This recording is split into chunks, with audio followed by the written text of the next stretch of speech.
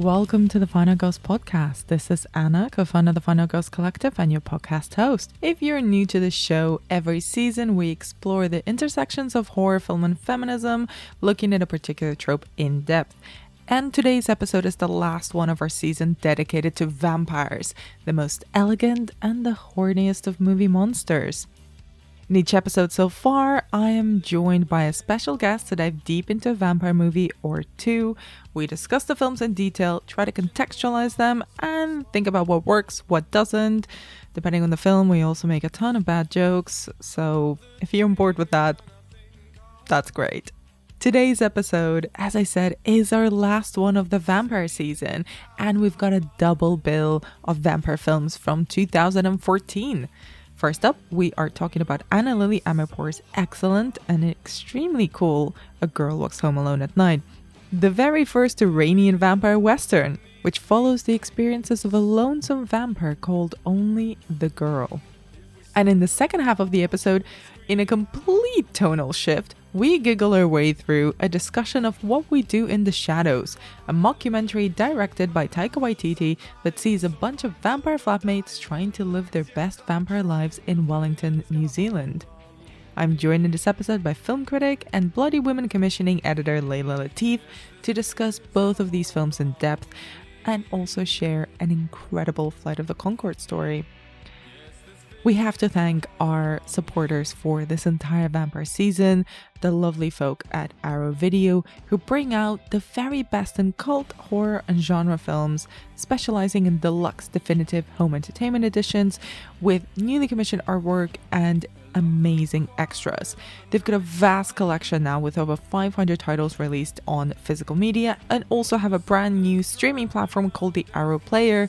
Throughout the whole of this season, we have been picking out a film from their collection to recommend, and this week our pick is Lords of Chaos, a true crime horror film based on the real life events surrounding the Norwegian death metal scene. It is extremely graphic and also kind of sad, but it is definitely a film that I really recommend checking out and will definitely leave a mark. Now, while this is our last full episode of the vampire season, we will be having a couple of bonus episodes coming up over the next few weeks, so do watch out for those. And we also post bonus episodes over on our Patreon at patreon.com/thefinalgirls. We are also now prepping our next couple of seasons, so watch out on social media and we will be posting more details there in the coming weeks. And with all of that said, if you are new to the podcast, please know that we discuss the films in detail pretty much from the very beginning. If you're averse to any discussion about a film without watching it, consider this your spoiler warning. If you really don't mind, then please enjoy our deep dive discussion of A Girl Walks Home Alone at Night and What We Do in the Shadows. Layla, welcome back. It's been literally a week and you're back again. Yeah, like buses. You wait for ages for a Layla episode and then we kind of all come at once. So this is kind of the last official set of films that I'm covering in this series. I'm honored. I know, I'm honored as well. So I wanted to dig straight into them, and it's curious that they're extremely different films that came out in the same year. Mm-hmm. So let's start with A Girl Walks Home Alone. Let's start with A Girl Walks Home Alone at Night by director Anna Lily Amirpour.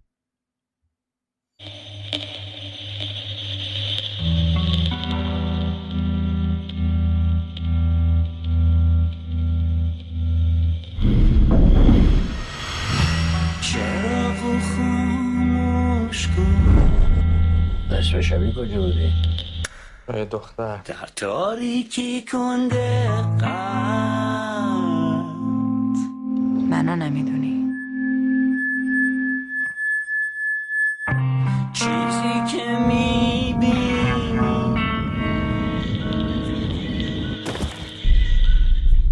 بس چی هستی؟ من بدم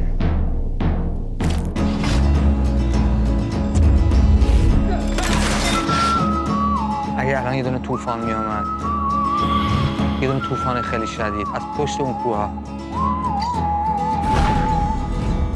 چیزی عوض میشد.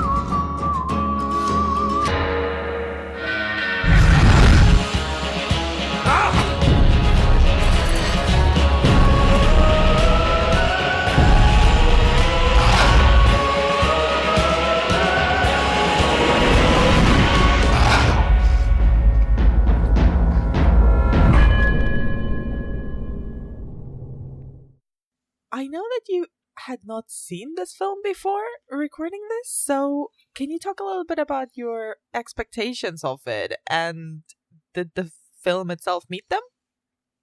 Yeah, it's one of those weird ones because it's kind of really my thing. Like kind of a new take on the vampire story set by this art house director and all this praise from Sundance. That's like ticking all of the boxes for me. But, life kind of gets in the way sometimes and you just miss something. And then I think, unfortunately, what happens, I watched her next film and I didn't like it. So that kind of motivated me a little bit less to go back and see this. But I'm really glad that I had this opportunity to watch it and to talk about it with you because I thought it was fantastic. Oh, amazing. I'm so glad. So, because I guess it's also really... It's a difficult one to be in because you've already got, several years and her subsequent films as, a framework around it. But what did you think of this film? Yeah, it's funny. It reminded me so much of the last film we discussed, Let the Right One In. Actually down to a lot of the kind of plot beats are really, really similar.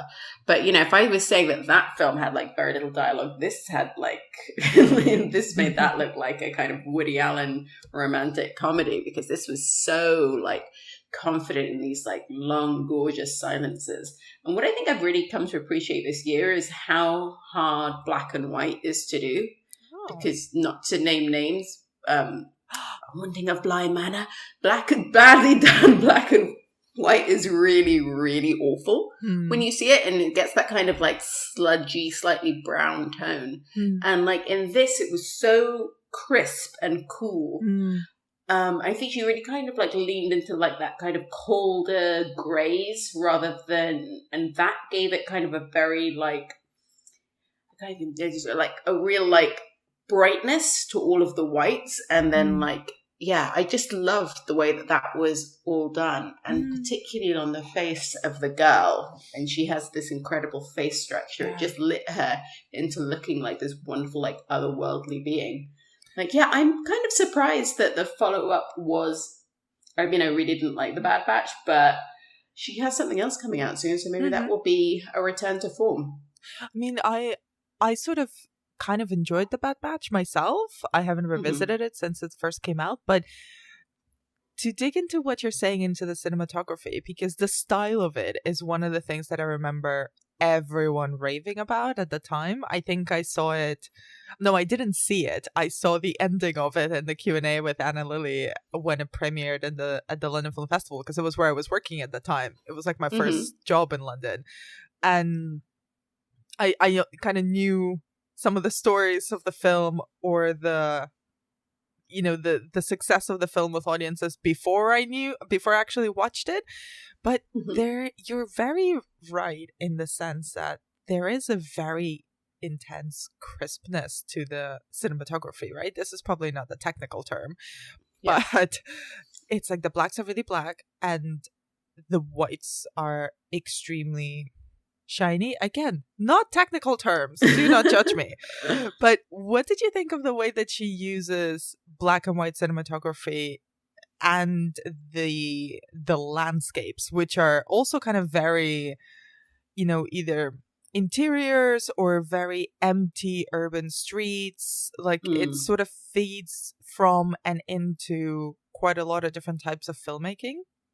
Yeah, it's very kind of, it's sort of got almost a graphic novel sense to it, but then also a bit of a spaghetti western vibe. Yes. And I love also that it kind of seems to be, it's Iran, but it's also nowhere.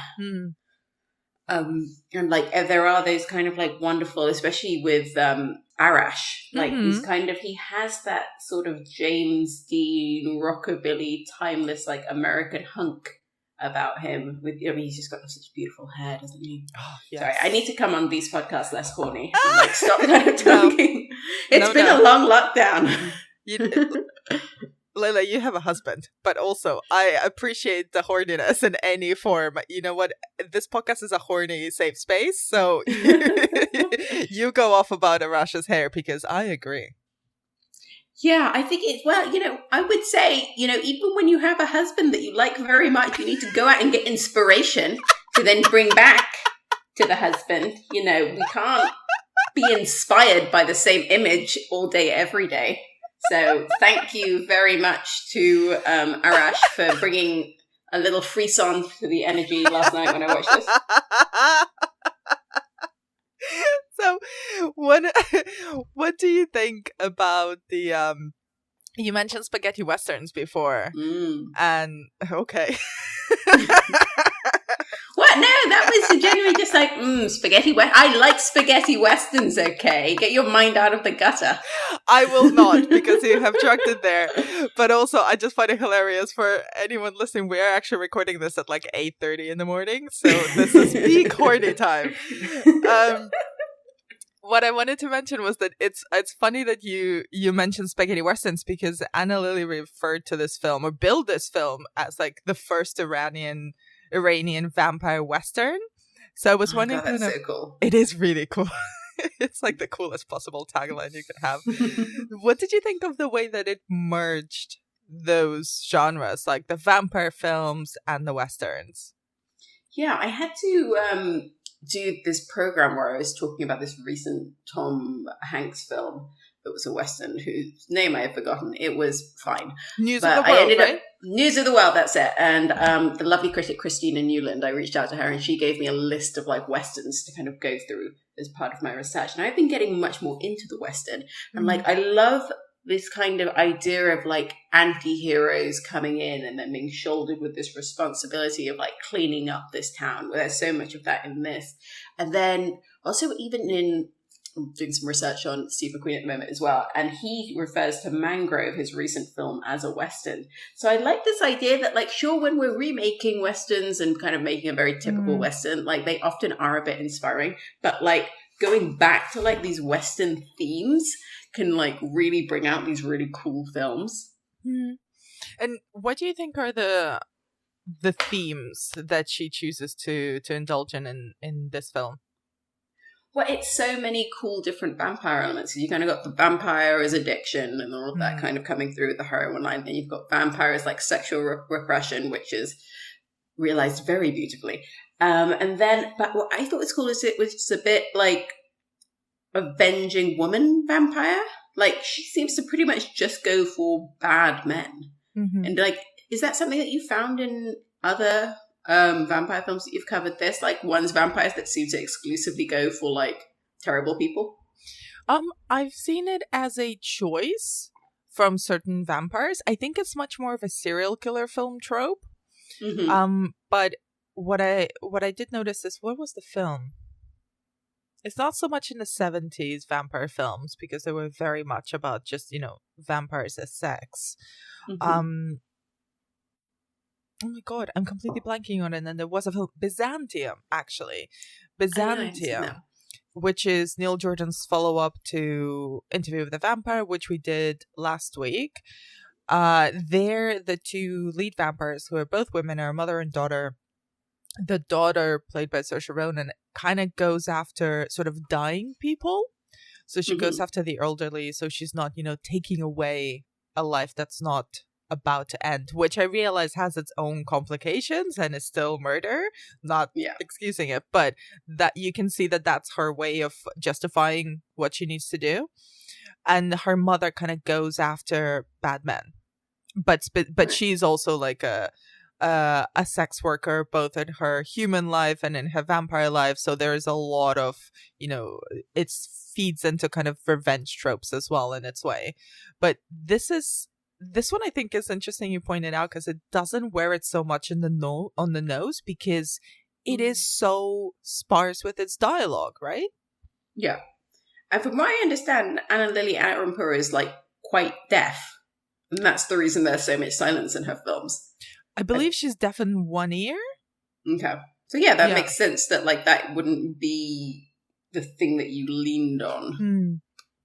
And I wonder, what do you think is one of the words that we've been both using quite a lot is cool. Oh my And God, it's so cool. what does that mean? I think there's something, I guess like the fundamentals of cool come to like a sense of like that you're not trying too hard when you kind of achieve excellence. And so when you have like the scene where she's taken off her headscarf and like the music is playing and they very, very slowly edge towards one another. And like just like I think it's White Lies is playing, and like just like how incredibly slowly it happens and how there are no cuts and how it's just like not overdone. Like that has such a confidence to it and such a like, I don't have to do more than this to like keep you enhanced. Like it just feels like you're talking to the coolest person in the bar who doesn't have to try too hard. Yes. I think you've described it perfectly. And it's also how I think I would describe Anna Lily as well, where it's like she is one of the coolest people that doesn't like whatever she does just seems insanely cool, and you're like, I don't know what you've just done, but it is officially the best thing that's ever happened.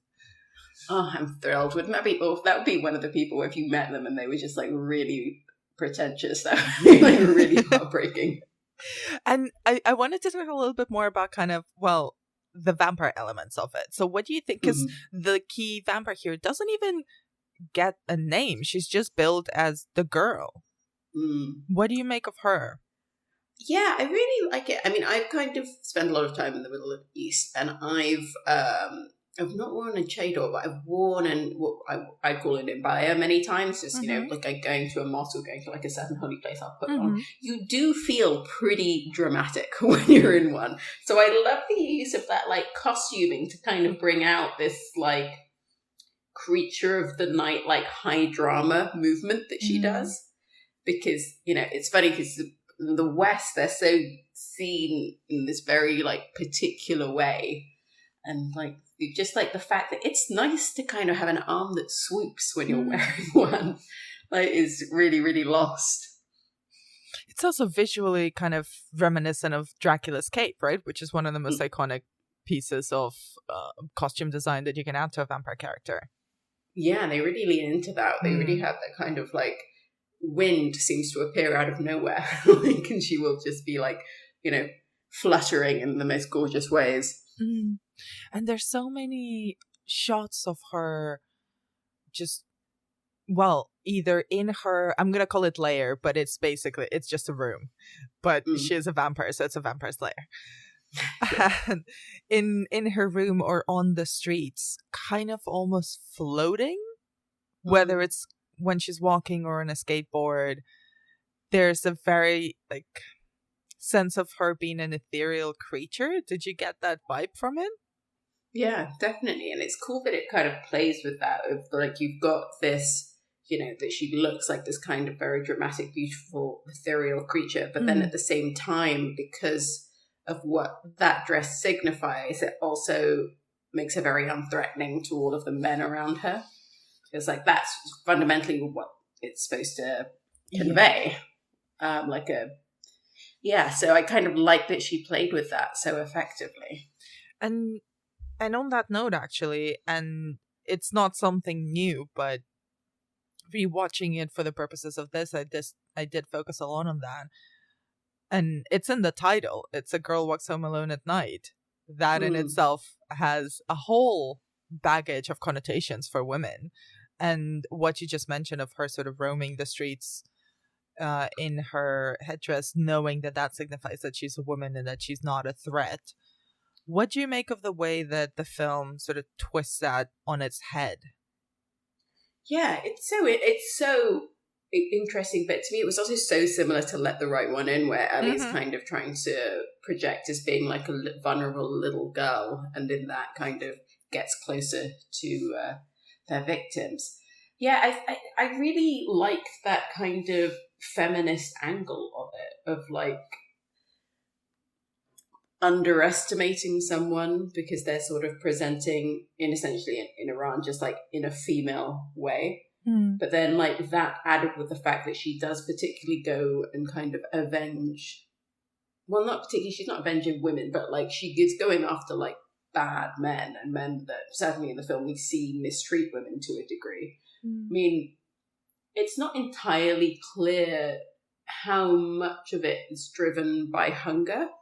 Like for all like the vampires I've seen, like she doesn't seem to be one that's like desperately thirsty at all times. Like she has quite a lot of self-control. So it is as if she's able to kind of like make these decisions to clean up bad city. And what do you make of the parts where she actually does go full vampire, like her hunting / seduction techniques? So trying to think of the first one. So that's she bites off his finger first. Yes. And it's kind of like this like wonderfully like sexy move to put your finger in someone's mouth, and then little do they know. But I wonder how much of that was difficult because of the nature of black and white. Because when you can't show blood, you have to rely on so many other elements.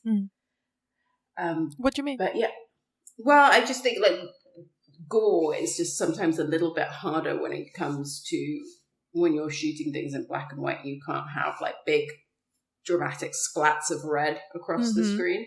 So I like that they went with like, I assume like, so like a biting of a neck and then like blood on someone's face isn't going to be as exciting. So I love that they went with that kind of biting off of the finger as that being like this kind of like sexual moment, like gone bad.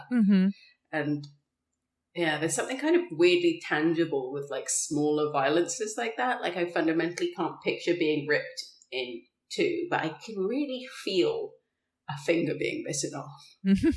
You know what I mean?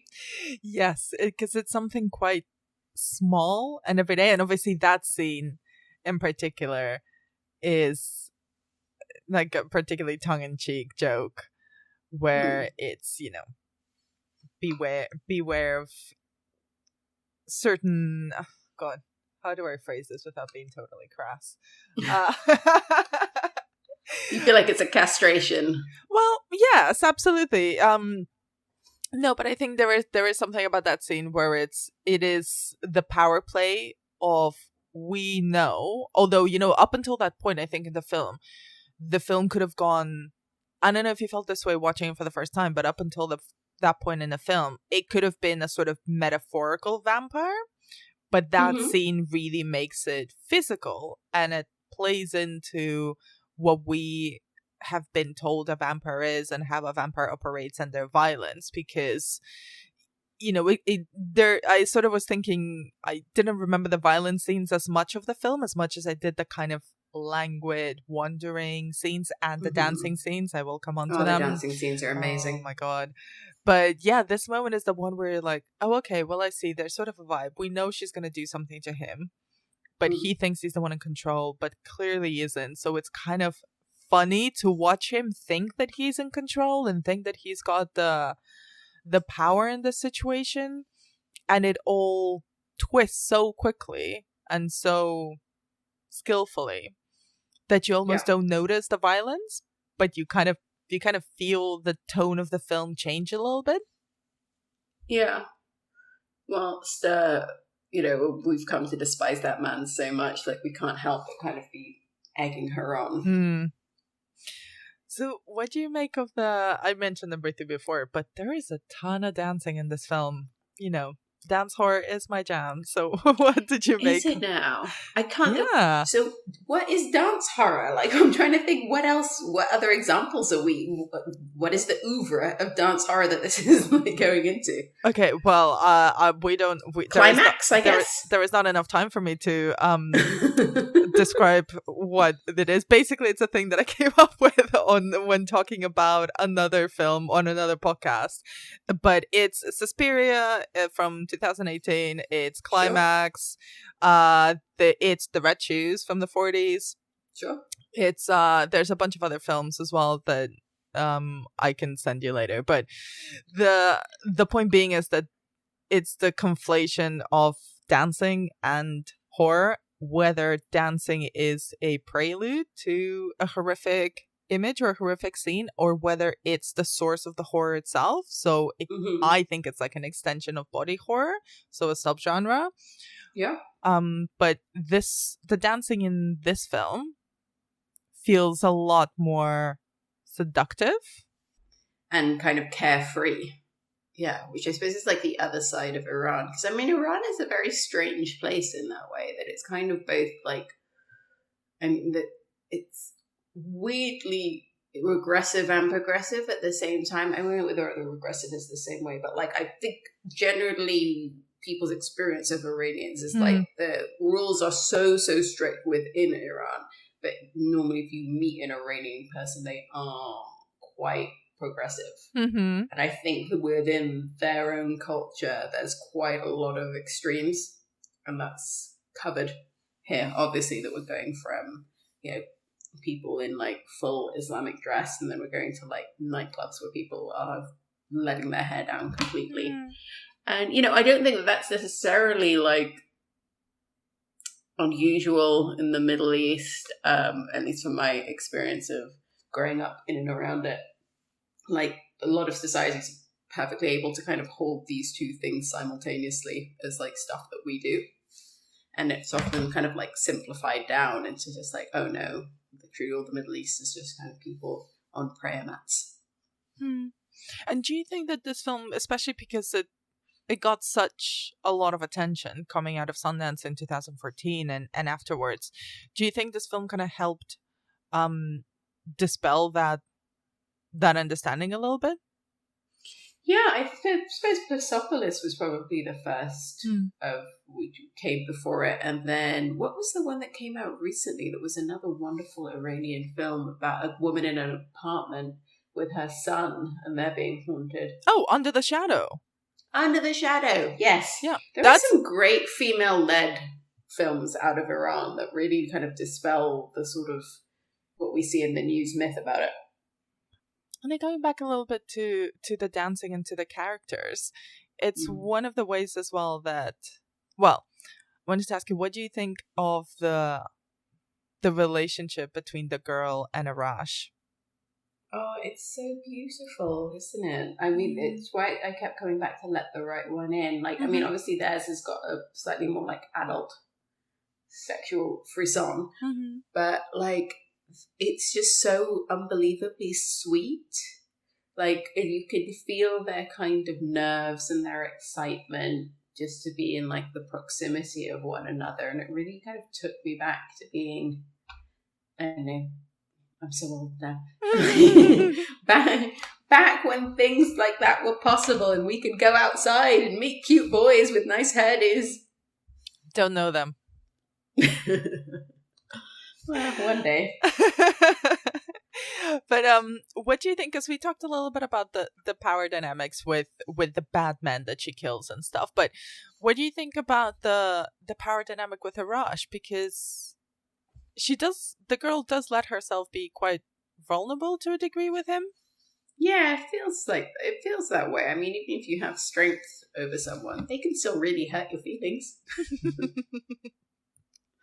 Yeah, no, it's like it does. She really seems to kind of let her guard down, but like with such kind of care and very, very like slowly and sweetly. You can feel her nerves. Like, oh, it's just adorable. It really kind of, weirdly more than any romantic comedy I've seen of late, that made me long for kind of being young and in love. What about it worked so much for you? Like in how it's presented in the film? I think it's a combination of I haven't been outside in a year.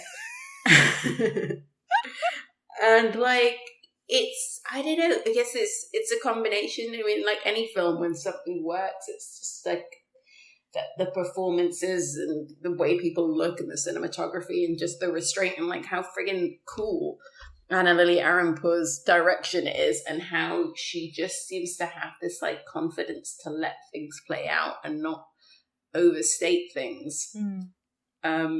Just really, really worked for me. And is there we haven't really talked about the drug subplot.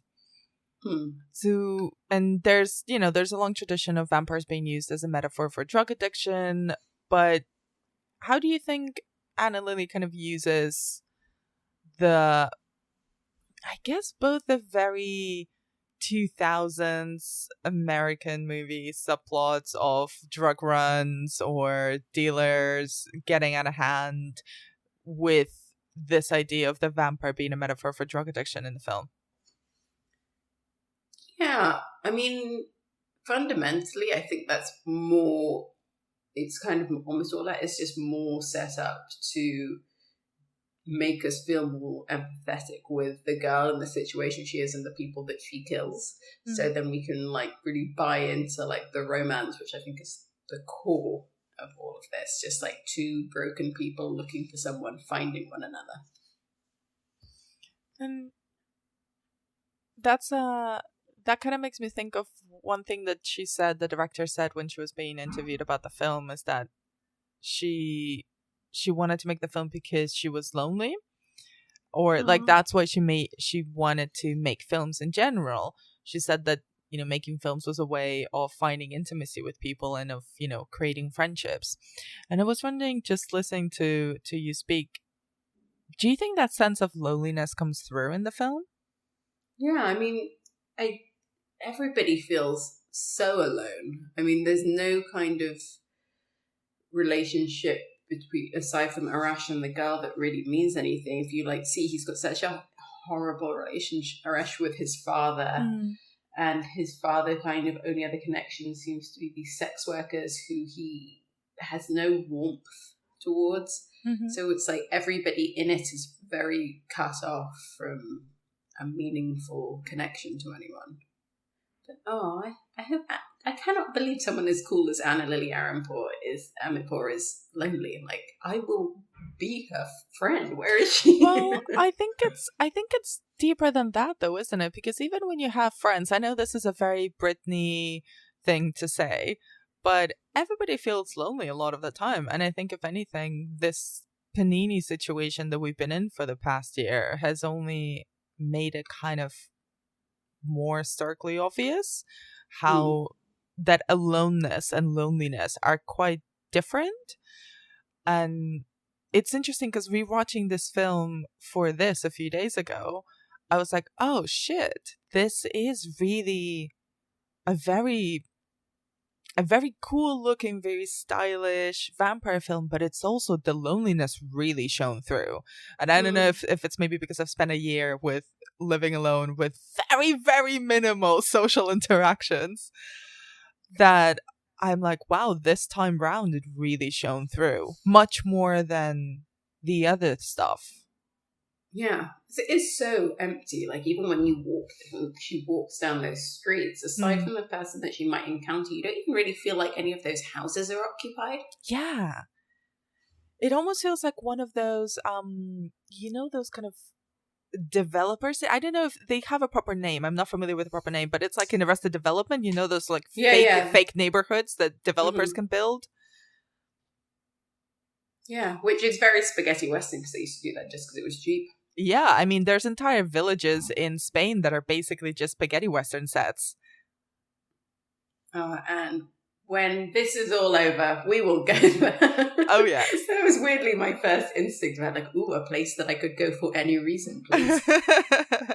This is a total side note, but there is actually a really, really fun film by Alex de la Iglesia called 800 Bullets, which is all set in like one of those old spaghetti western sets that is now being used as a touristy attraction type space by some of the extras and the actors, the locals who used to play bit parts or work on those films when they were being shot in Spain.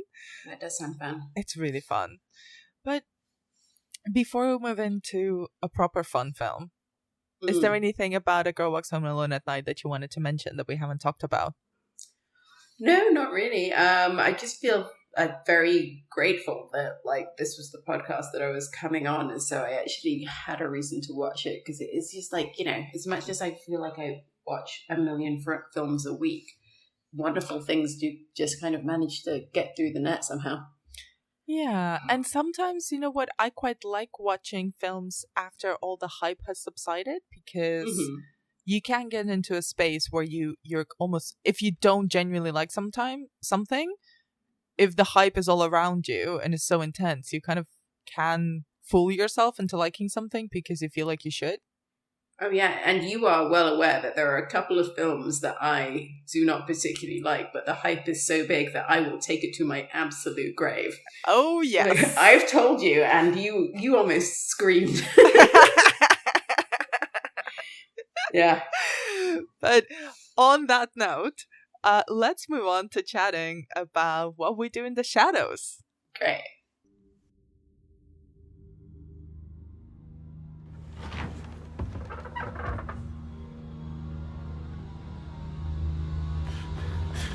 Let's go!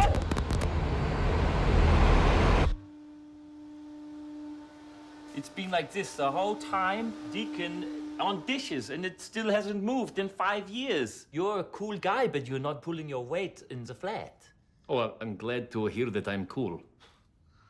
No, that's not the point, though. You're missing I the know. point. Not I know. a flat meeting about how cool you are. When you get 3 vampires in a flat, obviously there's going to be a lot of tension. Viago was an 18th century dandy. A ghost cop. Vladislav is a bit of a pervert. This is my torture chamber. Deacon's like the young bad boy of the group. I'm supposed to pay rent, but I don't. The trouble with being a vampire is you have to be invited in. Come in to the bar, please. $4 water. Will you invite us in? We need some fresh blood. Hi, my name is Nick. I've been a vampire for 2 months. My friend Richie's a bouncer. He'll invite us in. Gentlemen, you are most welcome. Nick is so much fun. I'm a vampire. Vampire! Such a dick.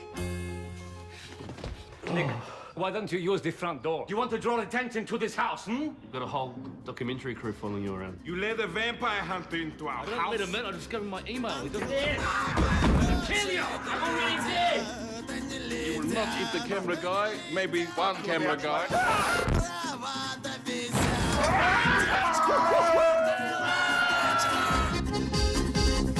Trying to take.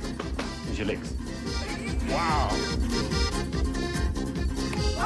Did he then, boy? Hey, that was... Don't swear. What are we? Werewolves, not werewolves.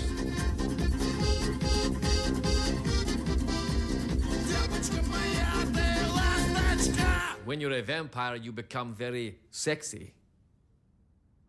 Okay, so this is wildly different tone to Anna Lilia Mapour's film, but let me just ask about your own relationship with the Flight of the Conchords dudes and Taika Waititi. Okay, the best night out I've ever had in my entire I was life hoping you were going to say that. Tell that story. Go on. I was in Edinburgh for the Edinburgh Fringe Festival because I love stand-up and I love Fringe theatre with my 2 best friends, Jenny and Fiona.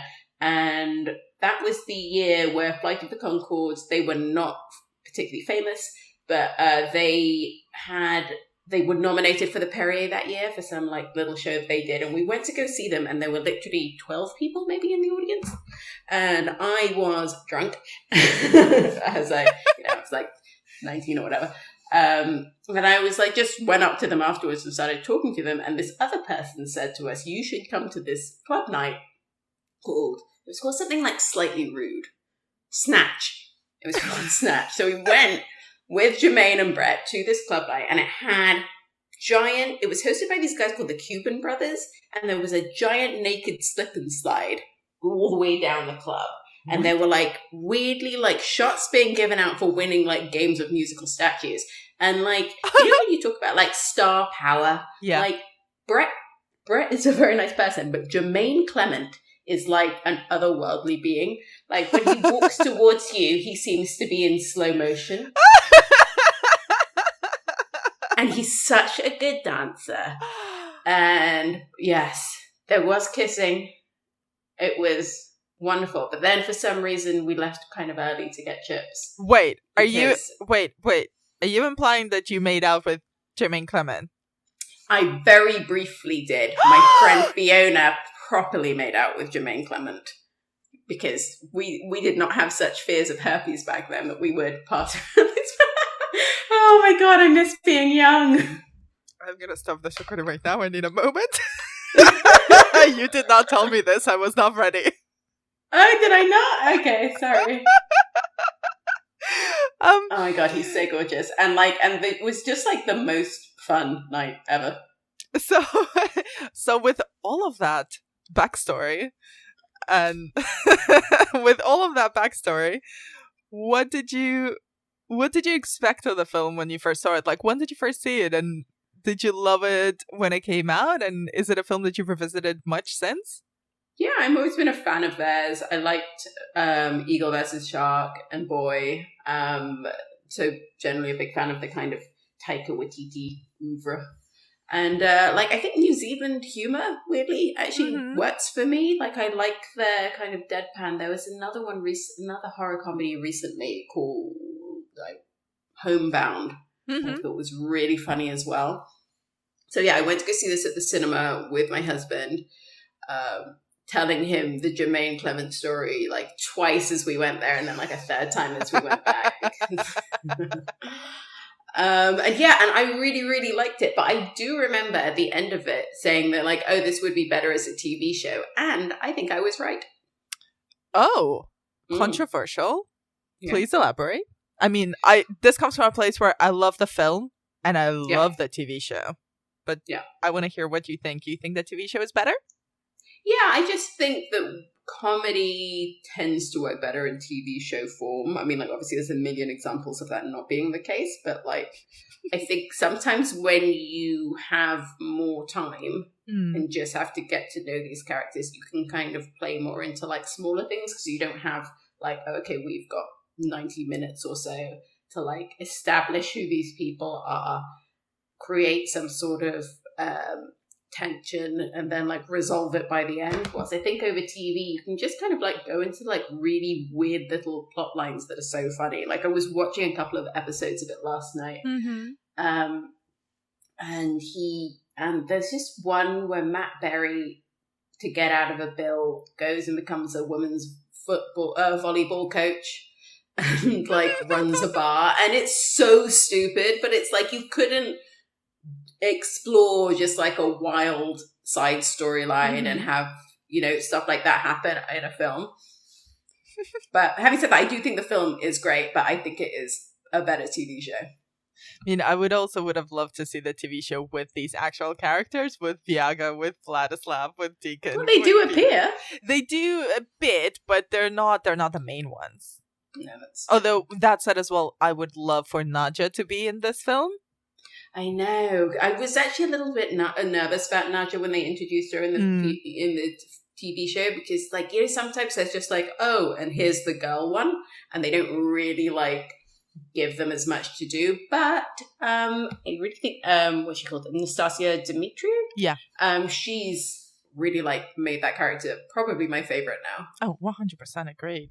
So on that note, like, what do you make of the vampire characters in this film? I can't even talk about it without smiling. It's so much fun. It's so fun, isn't it? Like that kind of like really lame version of Lestat of being like this like highly sexed you know, demon beast, but like fundamentally like just not that cool.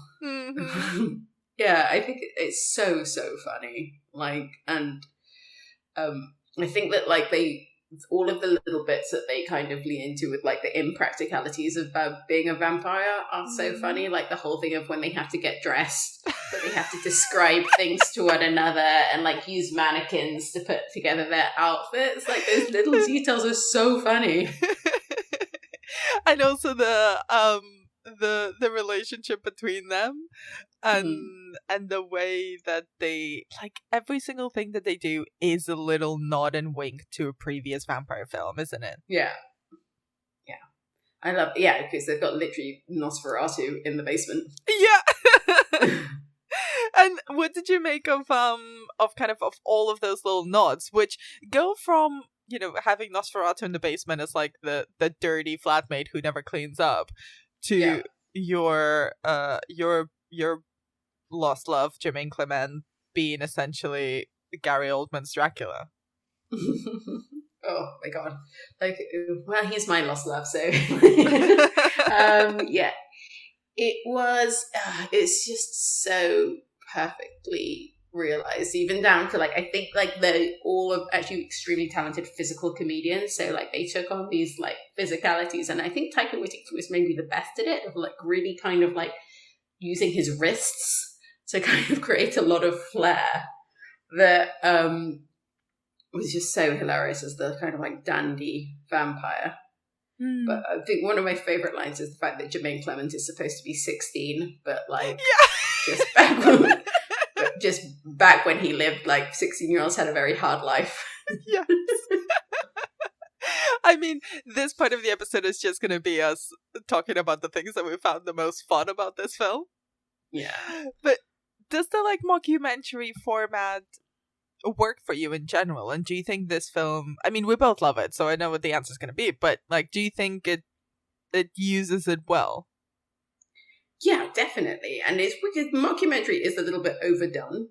And so it's like really nice to kind of go back and see an example about like, oh no, this is like the potential of that. And then like, as much as loads of films do mockumentary and they never break the fourth wall and actually talk to the camera crew, when they do it in this film, it is genuinely really, really effective. And they do it a couple of times in the TV show as well, and it is absolutely brilliant. The one thing that I would say is that I, weirdly in the film, was not that into the vampire familiar. It just, I think that kind of landed a little too depressing to me. I guess. I wonder whether it's because it's a woman and it's a man taking advantage of her that kind of just felt a bit icky.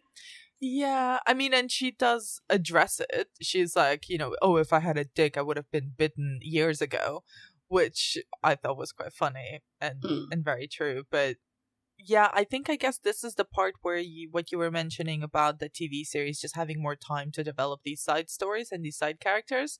The fact that Guillermo on the show has his own story and his own ambitions and his own journey, and then becomes a vampire hunter, and it's hilarious. Oh my god, one of my favorite scenes ever is when he's kind of killing a ton of vampires, but he's doing it with like 2 bottles of holy water, and he's just sort of like gleefully spinning in a circle, but like somehow he's like doing it in a way that looks like a girl, like a little girl might be doing in a playground. It's so funny. And I'm very glad they got to make it into a TV show, and I'm glad that I prophesized it, so I can be like one of those obnoxious hipster people who says that I came up with this idea first. And what do you make of the werewolves, not the swearwolves? Werewolves, not swearwolves. I remember so clearly listening to Mark Kermode on the radio when the week that this came out, and they played the clip of werewolves, not swearwolves, and he said like, I suppose it's kind of funny, and I like yelled into my car radio like, what are you talking about? That's hilarious. Like, oh, that gets me every time werewolves versus swearwolves. But I think Rhys Darby has that gift of like, he doesn't have to do much to just be hilarious. What is it about him? It was the same on Flight of the Conchords on their show, the HBO show that they did, where it's like, you're just sitting there not really doing anything, and I cannot stop laughing. This is probably his most assertive role, and I'm in tears every time he's on screen. I don't know what it is about him. What is it? I don't know. And like, the great thing about this film is it also feel like there's a version of this that like also then didn't do the violence, but like the fact that they actually like have some moments of like, oh god, Stu's been disemboweled. Yeah, what do you make of the violence? Well, and like when the scene where Viago is gonna eat a woman and he bites into the main artery accidentally and just makes a whole mess. But also lays down the newspaper under her feet as she's talking. Oh my god, it's great. But I mean, it's more power to them that they can, like, literally just show something that horrific and it's, like, never stops being funny. Like, we are instinctively on the side of the guy who's just trying to, like, run a decent washing up schedule. And, like, nobody else will chip in. And, oh my god, look at this mess. Viago is like the annoying flatmate who actually makes a whole rota for everyone and is like knocking on doors and asking people to take off the chores that they have done. Yeah, I have never been that flatmate. And, you know, that's something I will put on my tombstone. I never really got that kind. It's weird how, like, chore wheels make it feel like you're doing more chores than if you're just all doing stuff as and when. That is very true. Just don't be a dirty dickhead. Just clean up after yourself. Yeah. You don't need a chart for that. They're just so... Anyway, so maybe that is like what this kind of all started out as. Because I just think that scene where they're kind of... you know, like, nobody's moved the chore wheel in 5 years. It's just so good. I mean, it started off as a short film, right? So they made a film, they all made a little short film together in 2005 and then eventually expanded that into a feature and then a series. And I wanted to ask you about Stu. Oh, Stu with his lovely red face. Yes.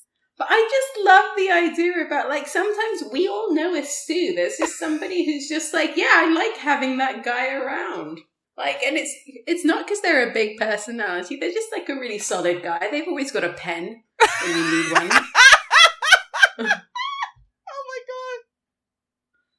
Oh my god, that just absolutely demolished me. They've always got a pen. They've always got a pen. I love that. And it's weird because Stu feels like he accidentally walked in on the set of his friends who were making a film, and they were like, "Yeah, why don't you pop in that scene, just be one of the extras," and then accidentally ended up with a role. Yeah, there isn't really a Stu yet in the TV show. I'm hoping that will happen, but I wonder if it's actually kind of like hard to find someone who will like act that little. Well, he's not just be that naturalistic. He's not really an actor though, is he? Because he's a friend of Waititi, I think. And oh, he is. Oh, that's perfect. And he like, oh my god, wait, you didn't know this? So he. Well, I used to assume they were all friends because New Zealand's a very small place. Yeah, but apparently, and I also did not know this until I was reading about the film for this. He like real Stu. His name is also Stu.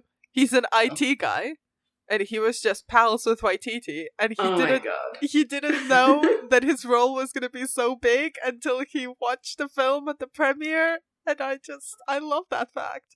Oh, God, I'm going to have to move to New Zealand after this. This place seems to be really my vibe, where you can just end up in a film by just being in the right place at the right time. Honestly, yes, absolutely. Also, everyone just seems to have a very weird sense of humor that perfectly jams with mine. And Jermaine Clement is there, and maybe he'll remember me. Well, I think he's in the States now and married with children, but I ship it. Married with child, and so am I. But, things happen. People make midlife choices. Would it be worse if there was more than one child later? Hey, you know what? I just feel that, some of us are allowed to, like I said, have fantasies and energies that we can then bring back to our partners, and there is no victims here. And I love it. I ship it. Yes, thank you. What would be your ship name with Jermaine Clement? And Lemaine is pretty bad, isn't it? Well, it's not terrible. Lament. Ooh, that's got a gothy sound to it. I'm into it. That sounds like an Evanescence song. Yeah, I did read that he's got one kid and he's called Sophocles, and part of my one of my I see the research that you did for this episode was mainly about Jermaine Clement's personal life. Well, no, because I were on that night out at here. There was this one point because there was only one big communal bathroom, and we were both in the queue. And he had a pen, and there were people were graffitiing, writing on the wall. It was just a vibe. He wasn't like vandalizing anything. And he wrote, "Last night I went out and got really fucked up," in like quotation marks, and did a dash and said Sophocles, as if it was a quote from the philosopher Sophocles. But then he had a kid called Sophocles, and I was like, was I there when you named your child on the wall of a bathroom? Maybe. So that will be my introduction when I reconnect with Jermaine Clement. So, I have a plan. I am in awe of the plan. I do wonder, do you want this plan to be broadcast? Ooh. Damn it. I feel like this section of the podcast has been our very own mockumentary about talking about a mockumentary vampire film. I'm so glad how well they're all doing. Although it's weird how, Jermaine Clement's just wonderful, but Taika Waititi's kind of taken on this vibe of his own. He's really good, managed to get his sense of humor into like things like Thor Ragnarok. And I felt wildly indifferent to, what was the Nazi one that he did recently? Oh, Jojo Rabbit. Yeah, I didn't care about that film at all. I've loved everything else that he's done. But yeah, Jojo Rabbit people seem to love it or hate it. And I was just like, that was perfectly fine. And I have no more feelings. Well, it's like, I was going to ask you, like, this was directed by Waititi. Obviously, it's much more collaborative. I get it because of his long friendship with Jermaine and Brett, although Brett is not in this, I don't think. How does it feel like a Taika Waititi film for you? I think it's just the humor, really. And like he's got that kind of like, it's very absurd, but then he has people speaking in an extremely like natural way, and they'll sort of like follow up on things and stuff. Like it feels very unlike dialogue-y. But like the situation is absurd, if that makes sense. Which is what I guess that's what it is. All is at their core. Like, the sort of in Thor Ragnarok where like something sticky gets on Jeff Goldblum's shoes, and it's like, oh god. Whilst in this, it's like vampires who are complaining about the chore rotor. It's like, we're taking the most extreme situation and then just having like extremely like natural reactions to things. And I think we'd be remiss if we didn't talk a little bit about the TV spin-offs, because we talked briefly about the What We Do in the Shadows TV series, but there's also Wellington Paranormal, which deals with the werewolves. That's werewolves. I know, and it's finally available in the UK. Yeah, years later. So what kind of in broader terms, what do you make of the TV series? I say that Wellington Paranormal is a little bit kind of lighter and sillier. I just still think it's very, very funny. But I definitely lead more into What We Do in the Shadows, like as the TV series, because I think like I don't know whether it's like a budget thing, but I think they're just able to kind of do bigger things, and it's just cast so well. Like Matt Berry was born to be in that role, and they managed to just get like the most amazing like supporting people to come in and do an episode. Like, so yeah, I cannot wait for series 3, and I'm surprised that it kind of made it. Like, it feels like too specific to really connect with American audiences. I'm really glad it did. Yeah, it feels extremely niche, doesn't it? But it's like one of those worlds where you just want to spend more time. Yeah. You kind of just want to spend more time with this approach to vampires. 100%. And they're and I think it's quite rare that you have 3, well, in many ways 4 central vampires in a show, and like they're all actually extremely fleshed out. Absolutely.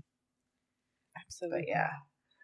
I mean, and like the inclusion of Colin Robinson, the energy vampire, like when I saw that in the first episode, I was like, how is that going to be a thing? But like, it is the most wonderful thing. It is the most hilarious thing. And honestly, also the most weirdly down-to-earth thing, because you know what? We all know an energy vampire. We all do know. And then remember the episode where he makes a friend who turns out to be an emotional vampire, played by Vanessa Bayer. Oh my god, yes, so good. So good. And also all the vampire world, the expansion of the vampire world, and who hates who, and all the like the gossip between them and all the backstories. Like, it's also in the film, but I think the show really expands on it. Yeah. But nothing kind of sets up like this. They've still got this whole obsession with like virgins in both the films and in the TV series. And I just love the line in the film where Jermaine Clement is explaining about like, it's like if you had a sandwich, like you would enjoy eating that sandwich more if you knew that nobody had fucked it.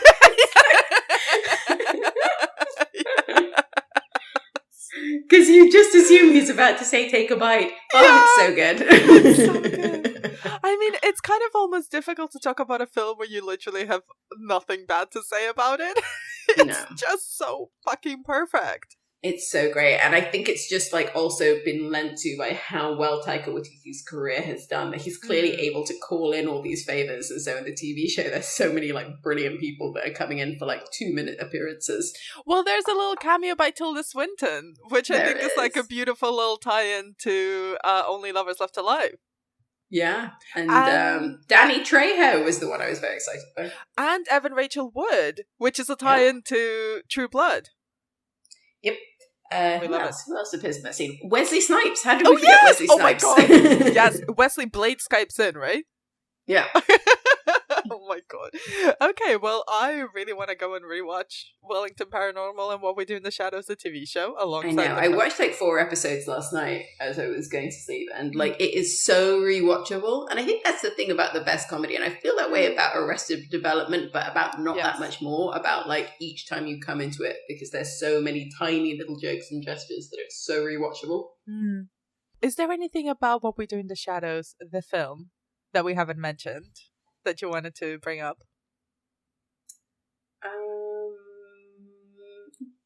No, not really. I think it's quite rare that you have a vampire film that has such a happy ending, but like anything else would have been a bit of a betrayal. Like, I'm glad that everyone ends up so happy. I'm glad that Stu is okay. Yes. That's one of the most important things. And he gets some cool scars. Yeah. And chicks dig scars. Layla, thank you so much, as always, for your time and for your insight, and also for the Jermaine Clement backstory.